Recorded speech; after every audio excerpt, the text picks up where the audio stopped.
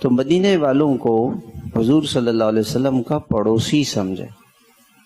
وہاں کے خادمین کو حضور کا خادم سمجھے، اور اس شہر کے چپے چپے میں حضور صلی اللہ علیہ وسلم کے قدم مبارک لگے ہیں۔ امام مالک رحمۃ اللہ علیہ بڑے استنجا کے لیے مدینے سے باہر جاتے تھے کہ مدینے کے حدود میں استنجا کرنا بے ادبی کی بات ہے، اور کبھی مدینہ منورہ میں سواری پر سوار نہیں ہوں، میں محبوب کا شہر ہے، میں گدھے گھوڑے پر سوار ہوں، ایسا نہیں ہو سکتا، اور کہیں نہیں جاتے تھے مدینہ منورہ سے۔ ہمیشہ ایک مرتبہ شوق ہوا کہ نفلی حج ادا کروں، فرض تو کیا تھا نا، تو دل چاہ کے حج کے لیے جاؤں، پریشان تھے